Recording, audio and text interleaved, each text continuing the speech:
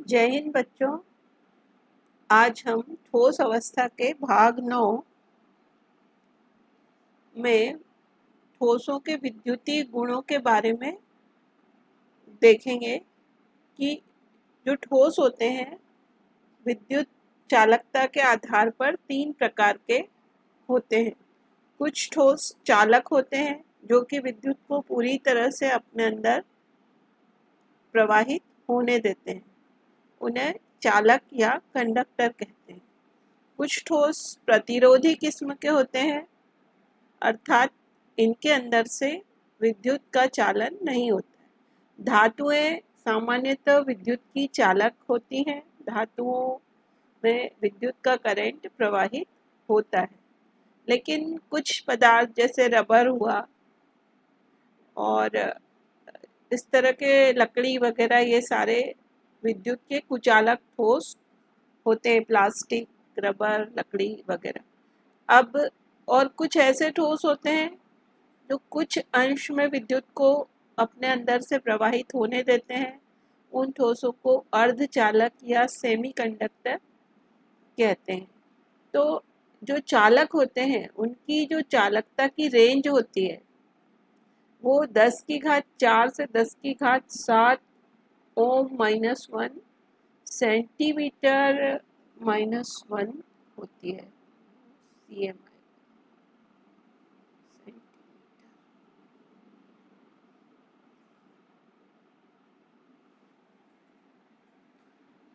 ये ओम -1 आपको पता है चालकता का जो मात्रक है, और ये सेंटीमीटर -1। इसी तरह से प्रतिरोधी जो होते हैं या इंसुलेटर जो होते हैं उनकी रेंज 10 की घात -20 से 10 की घात -10 के बीच में होती है, ओम -1 सेंटीमीटर -1। और इन दोनों के बीच की स्टेज देखिए आप, ये 10 की घात -6 से 10 की घात -4 के बीच में ये हुई अर्धचालकों की चालकता। अब धातुएं जो होती हैं विद्युत के चालक होती हैं, तो ये क्यों होती हैं, इसका जो कारण है आपने मॉलिक्यूलर ऑर्बिटल थ्योरी कक्षा 11वीं में पढ़ी है, इसको कहा आणविक कक्षक सिद्धांत, मॉलिक्यूलर ऑर्बिटल थ्योरी। इस थ्योरी में हमने देखा था कि किसी भी धातु के अगर परमाणु या कोई भी दो परमाणु आपस में जब अणु बनाते हैं, जैसे यहाँ पर एग्जांपल लिया ये लिथियम धातु का, लिथियम के दोनों एक एक परमाणु हैं, ये Li, इसमें एक एक इलेक्ट्रॉन है। ये जब आपस में अणु बनाते हैं तो अणु के दो कक्षक बनते हैं। जैसे दो परमाणु कक्षक आपस में जुड़ते हैं तो आणविक भी दो कक्षक बनते हैं। एक बॉन्डिंग मॉलिक्यूलर ऑर्बिटल बनता है और दूसरा एंटी बॉन्डिंग आणविक कक्षक, जिसको कहते हैं आबंधी और प्रतिबंधी आणविक कक्षक। इस तरह से दो बनते हैं, सिग्मा और सिग्मा स्टार। ये हम लोग पहले ही कक्षा 11वीं में पढ़ चुके हैं। तो जो बॉन्डिंग मॉलिक्यूलर ऑर्बिटल होता है उसमें दोनों इलेक्ट्रॉन फील्ड रहते हैं, ये वाला, और ये दोनों जो आपस में परमाणुओं से आए वो यहाँ पर रहते हैं। लेकिन एंटी बॉन्डिंग जो होता है वो रिक्त होता है। तो इस तरह से इनका जो ऊर्जा स्तर होता है, तो ये जो बॉन्डिंग मॉलिक्यूलर ऑर्बिटल है ये संयोजी बैंड बनाता है, और एंटी बॉन्डिंग ऑर्बिटल जो है ये चालकता बैंड का निर्माण करता है। तो जो धातुएं होती है, ये जो चालक पदार्थ ठोस होते हैं, उनमें ये है नीचे वाला बॉन्डिंग और ये ऊपर वाला एंटी बॉन्डिंग, जिसको नीचे इसको बोला कलर्ड पोर्शन को संयोजी बैंड, और ये चालकता बैंड।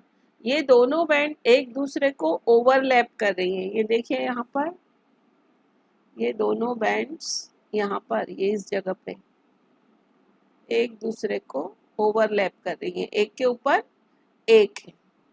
तो इस तरह से ओवरलैपिंग के कारण क्या होता है, इनके जो इलेक्ट्रॉन का ट्रांसफर एक बैंड से दूसरे बैंड में आसानी से हो जाता है। इसलिए ये जो चालक होते हैं, धातुएं जो होती हैं ये विद्युत की चालक होती है। ये देखें यहाँ पे लिखा है कि मॉलिक्यूलर ऑर्बिटल थ्योरी के अनुसार धातुओं के परमाणुओं के परमाणविक कक्षकों के संयोग से आणविक कक्षक बनते हैं, जिनकी ऊर्जा इतनी निकटतम होती है कि ये आणविक कक्षक बैंड एक दूसरे को ओवरलैप कर लेते हैं, यानी कि अतिव्यापित कर लेते हैं, जिससे इलेक्ट्रॉन एक बैंड से दूसरे बैंड में स्थानांतरण के कारण धातुएं चालकता का गुण प्रदर्शित करती हैं।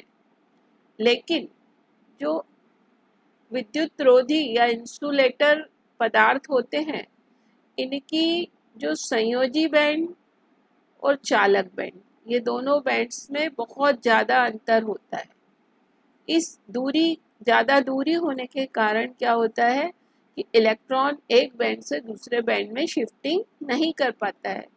इस कारण यहाँ पर विद्युत की चालकता प्रदर्शित नहीं होती है, इसलिए ये विद्युत रोधी गुण प्रदर्शित करते हैं। ये यहाँ हमने लिखा है, जब संयोजी बैंड व चालक बैंड के बीच की दूरी अधिक होती है तब पदार्थ विद्युत रोधी गुण प्रदर्शित करता है। क्यों? क्योंकि इलेक्ट्रॉन का स्थानांतरण नहीं हो पाता है। इलेक्ट्रॉन स्थानांतरित नहीं हो पाता है। अब तीसरे प्रकार के हैं ये सेमीकंडक्टर या अर्धचालक। अर्धचालकों में जो संयोजी बैंड व चालक बैंड जो होती हैं, ये दो, इनके बीच की दूरी ना तो एक पर एक होते हैं, ये न ही बहुत ज़्यादा दूर होते हैं, बल्कि एक मीडियम दूरी होती है, यानी लगभग बहुत पास होते हैं। एक पे एक ओवरलैप तो नहीं होते हैं, लेकिन बहुत पास होते हैं। इसलिए थोड़ा सा भी ताप बढ़ाने पर ये इलेक्ट्रॉन यहाँ से स्किप होकर लांघ कर अगली बैंड में चला जाता है, संयोजी बैंड से चालक बैंड में चला जाता है। तो जैसे ही थोड़ा सा भी ताप बढ़ता है, इनकी चालकता बढ़ जाती है। ये अर्धचालक कहलाते हैं या इनको कहते हैं सेमी कंडक्टर।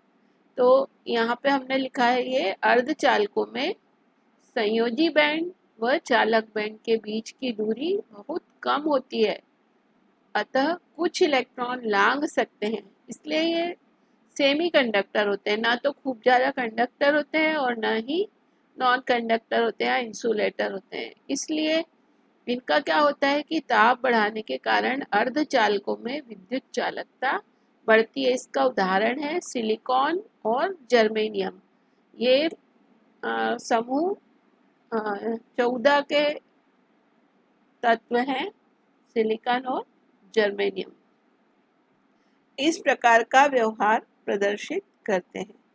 तो इस प्रकार के जो चालक होते हैं, जो खुद ही अपने आप में सेमीकंडक्टर हैं, इनको कहते हैं इंट्रिंसिक या नेज अर्धचालक। कुछ अर्धचालक ऐसे होते हैं जिनको डोपिंग के द्वारा बनाया जाता है, तो उन्हें एक्सट्रिंसिक सेमीकंडक्टर कहेंगे, और उनके बारे में हम अगले उसमें पढ़ेंगे, डोपिंग क्या होता है।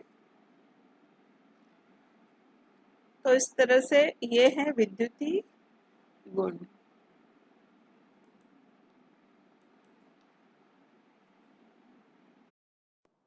सिलिकॉन या जर्मेनियम जो कि नेज अर्धचालक होते हैं, इनको अपमिश्रण या डोपिंग के द्वारा नए अर्धचालक, एक्सट्रिंसिक अर्धचालक भी इनसे बनाए जा सकते हैं।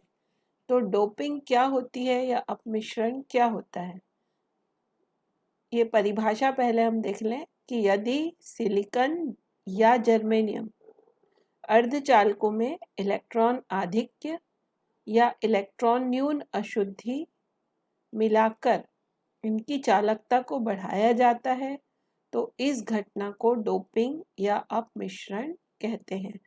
हमने देखा कि सिलिकॉन या जर्मेनियम ये हैं समूह 14 के तत्व, तो समूह 14 के तत्वों को, जो कि स्वयं अपने आप में अर्धचालक होते हैं, इनको नैज या प्राकृतिक अर्धचालक कहा या इंट्रिंसिक अर्धचालक कहा। जब डोपिंग किया, इनमें कुछ अशुद्धियां मिलाई, तो ये दो प्रकार के एक्सट्रिंसिक सेमीकंडक्टर बने।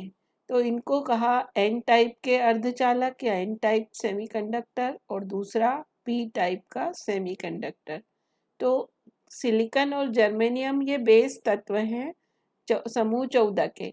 यदि इनमें समूह 15 के तत्वों की अशुद्धि मिला दी जाए तो एन टाइप के सेमीकंडक्टर बनेंगे, और यदि समूह 14 में के तत्वों में समूह 13 के तत्व की अशुद्धि मिलाकर अपमिश्रण कर दिया जाए तो पी टाइप के सेमीकंडक्टर तैयार होंगे। तो इस तरह से जब सिलिकॉन जर्मेनियम समूह 14 के तत्वों में समूह 15 के तत्व जैसे कि फास्फोरस या आर्सेनिक अशुद्धि के रूप में मिलाते हैं, तो फास्फोरस आर्सेनिक में 5 संयोजी इलेक्ट्रॉन होते हैं, सिलिकॉन जर्मेनियम में 4 संयोजी इलेक्ट्रॉन होते हैं। तो अपमिश्रण के पश्चात 5 में से 4 इलेक्ट्रॉन सिलिकॉन या जर्मेनियम के साथ सहसंयोजी बंध बना लेते हैं, और 5वां इलेक्ट्रॉन जो होता है वो उसको जुड़ने का कोई स्थान नहीं मिल पाता है, अतः वह डीलोकेलाइज्ड हो जाता है, विस्थानित हो जाता है, यानी उसका कोई स्थान निश्चित नहीं होता है। तो अतः वह उस अपमिश्रित जो अपमिश्रण के पश्चात जो बनता है तत्व, उसकी चालकता को बढ़ा देता है। इस प्रकार के चालक को एन टाइप का सेमीकंडक्टर कहते हैं। अब इसी तरह से जब सिलिकॉन जर्मेनियम समूह 14 के तत्व में समूह 13 के तत्वों की मिक्सिंग की जाती है, समूह 13 के तत्व मतलब बोरॉन, एल्यूमिनियम, गैलियम वगैरह, इनकी डोपिंग की जाती है, तो इसमें केवल इनमें बोरॉन, एल्यूमिनियम, गैलियम में केवल 3 इलेक्ट्रॉन होते हैं। तो चौथे इलेक्ट्रॉन के स्थान पर यहाँ पर खाली स्थान होता है, रिक्ति होती है। तो जो इस रिक्ति को इलेक्ट्रॉन छिद्र कहा जाता है। जब इस प्रकार के पी टाइप के सेमीकंडक्टर जो बनते हैं 13 और 14 के कॉम्बिनेशन से, तो इनको जब विद्युत क्षेत्र के प्रभाव में रखा जाता है तो ये जो इलेक्ट्रॉन का छिद्र होता है उससे इलेक्ट्रॉन धन आवेशित प्लेट की ओर चलते हैं। तो इस प्रकार के चालक को पी टाइप के सेमीकंडक्टर कहते हैं। इस तरह से एन और पी टाइप के सेमीकंडक्टर्स डोपिंग के द्वारा तैयार किए जाते हैं। इन एन और पी टाइप के सेमीकंडक्टर्स का उपयोग कहाँ होता है, अनुप्रयोग, ये देखें हम कि डायोड में एन और पी टाइप के अर्धचालकों के संयोजन से रेक्टिफायर बनाया जाता है, परिशोधक के रूप में उपयोग होता है डायोड्स में। दूसरा इनका उपयोग ट्रांजिस्टर्स में होता है, तो इनका एनपीएन या पीएनपी सैंडविच कॉम्बिनेशन होता है, 2 एन के बीच में पी या 2 पी के बीच में एन। इस तरह से ये सैंडविच सेमीकंडक्टर होते हैं। ये ऑडियो रेडियो तरंगों को डिटेक्ट करने में या एम्पलीफाई करने में, पहचानने में या विस्तार करने में उपयोग होते हैं। अब अभी हमने ऊपर जो देखे एन और पी टाइप के सेमीकंडक्टर्स, वो समूह 13, समूह 14-15 और समूह 14-13 से मिलकर बने हुए हैं। यहाँ हम देखेंगे कि समूह 12-16 के संयोग से भी सेमीकंडक्टर्स बन सकते हैं, बनाए गए हैं, और समूह 13 और 15 के संयोग से भी सेमीकंडक्टर बनाए गए हैं। तो ये जो सेमीकंडक्टर्स बने 12, 16 या 13, 15 के, ये पूर्णतः सहसंयोजी बंध नहीं है। इनके अंदर कुछ इसमें आयोनिक प्रॉपर्टीज भी होती हैं और कुछ कोवेलेंट प्रॉपर्टीज होती हैं। इनके जो उदाहरण हैं 12, 16 के, ये कई बार प्रश्नों में पूछे जाते हैं कि 12, 16 के संयोग से बने सेमीकंडक्टर कौन कौन से हो सकते हैं। तो zinc sulphide, cadmium sulphide, cadmium selenide, mercuric telluride, ये है टेलुराइड। ये सेमीकंडक्टर्स हैं 12-16 के, और 13-15 के इसी तरह से इंडियम और एंटीमोनाइट। एल्यूमिनियम फॉस्फाइड, गैलियम आर्सेनाइड वगैरह ये सेमीकंडक्टर्स 13 और 15 के संयोग से बने हैं। इन यौगिकों के बंध पूर्णतः सहसंयोजी नहीं होते हैं, इनमें कुछ आयनिक कैरेक्टर्स भी होते हैं। अब कुछ ट्रांजिशनल मेटल्स के ऑक्साइड जो होते हैं, संक्रमण धातुओं के ऑक्साइड्स, टाइटेनियम ऑक्साइड जैसे क्रोमियम ऑक्साइड, रेनियम का ऑक्साइड, ये भी धातुओं के समान चालकता प्रदर्शित करते हैं। इनके जो इलेक्ट्रॉनिक स्ट्रक्चर्स हो जाते हैं लाइक मेटल्स हो जाते हैं, धातुओं के समान हो जाते हैं, इसलिए ये संक्रमण धातुओं के ऑक्साइड भी चालकता प्रदर्शित करने लगते हैं। तो रेनियम का ऑक्साइड जो होता है उसकी चालकता कॉपर के समान हो जाती है। कॉपर बहुत अधिक चालक होता है विद्युत का, तो रेनियम के ऑक्साइड की चालकता कॉपर के समान हो जाती है। इसी तरह से वैनेडियम के ऑक्साइड जो यहाँ पर बताए VO, VO2 और VO3, और टाइटेनियम का ऑक्साइड, ये जो हैं ये इनके गुण ताप के आधार पर परिवर्तित भी होते रहते हैं। ताप परिवर्तन करने से ये धात्विक गुण भी आ जाते हैं या फिर विद्युत रोधी भी बन जाते हैं। निम्न ताप पर ये विद्युत रोधी हो जाएंगे, उच्च ताप पर ये ये चालक हो जाते हैं। इस तरह से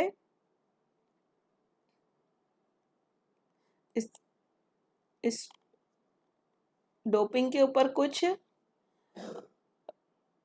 ऑब्जेक्टिव प्रश्न हैं, जैसे अपमिश्रण से किस प्रकार का दोष उत्पन्न होता है। तो अपमिश्रण में क्या है कि 14 और 15 या 14 और 13 को जब हम मिक्स करते हैं, समूह 14 13 या 14 15, तो ये सीधा सीधा इलेक्ट्रॉन न्यून या इलेक्ट्रॉन अधिकता वाले तत्व आपस में डोपिंग की जाती है। मतलब ये जो दोष उत्पन्न होता है वो इलेक्ट्रॉनिक दोष होता है।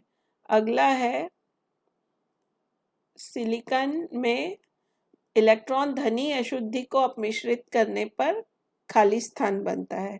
तो इलेक्ट्रॉन रिच यानी कि 14 में 15 को सिलिकॉन में समूह 15 के तत्वों को अपमिश्रित किया है, इलेक्ट्रॉन रिच, मतलब ये एन टाइप का अर्धचालक बनेगा। अगला प्रश्न है निम्न में से ठोसों में चालकता का सही क्रम कौन सा है। तो यहाँ सारे हम देखें कि सबसे अधिक चालकता धातु की होती है। तो इस टाइप का जो एरो बना हुआ है ये वाला,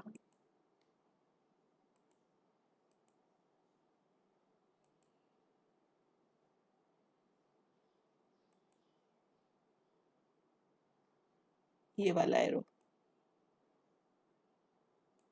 ये सबसे अधिक धातु की चालकता होती है, केवल एक में ही दिखाई दे रहा है। तो ये सबसे पहले ही ये डिसाइड होता है कि यही वाला आएगा। उसके बाद भी हम देखें कि अर्धचालक से भी कम चालकता कुचालक की होती है। इस एरो का डायरेक्शन ऐसा है, मतलब ये वाला